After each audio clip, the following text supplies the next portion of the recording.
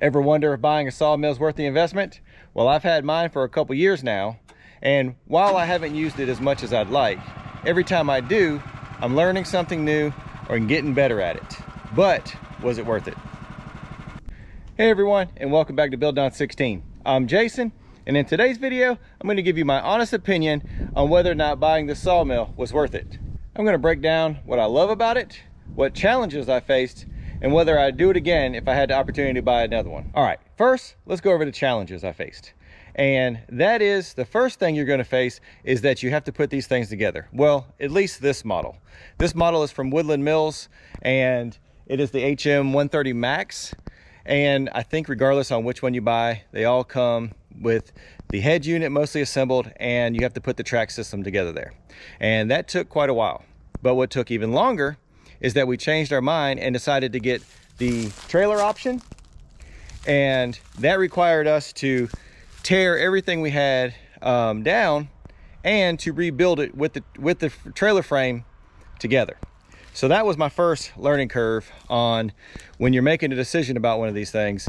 Go ahead and really think through it and make sure that you're not going to make any changes as quick as what we did, and that was me wanting to put it on a trailer for whatever reason that was. Mine was I didn't like it being on the ground, and I wanted to be able to move it easier because we were moving to a different property. Right, so the second thing will be this blade tensioner, and that is figuring out exactly how tight you need to get the blade to start working it. The first time I used this machine, I tightened it to what I thought was the proper specs, and the blade popped off and pretty much made a mess of that blade.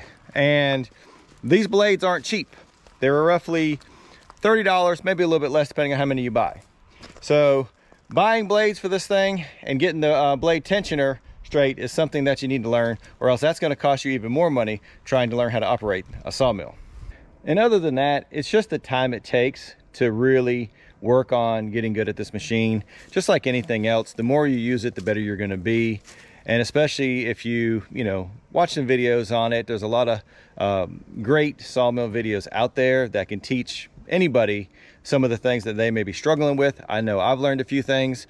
Mine is I just need to put more hours on mine. And that is something that I'm going to try to do this year and tackle a few more projects that I want to get done. All right, so let's switch gears here and talk about why I love it. And that is, the main reason why I got this is that when I was cutting firewood, I had a lot of logs laying around my property, and we knew that we were buying some land that we were going to have to do some clearing, and they were going to have a lot of logs with that as well, and had all kinds of great project ideas that we were going to do with this thing. Now, some of those projects have already happened, and some of them are still in the planning phase. Now, projects like my kid's treehouse, we were able to get that siding done for that. I've been able to make a wood fence with it. I've been able to make a great post for our front gate. Those turned out wonderful. And also just some other boards I've been able to mill for either some friends or some family members that wanted some specialty boards cut for themselves. And now, of course, one of the other benefits is that when everything's going smooth and the boards are coming off the mill the way you want them, it's just such a relaxing and satisfying thing to be able to come out into your backyard and just start doing as a hobby. Now, you could take it to the next level and get really good and stack the boards properly and actually make some money with these things. Now, that's something that I haven't really done yet. I may consider focusing on that a little bit more as I get better, but right now I just enjoy doing these projects around here and turning these logs that we have around the property, turning them into beautiful projects that we get to enjoy without having to go buy the lumber at the lumber yard.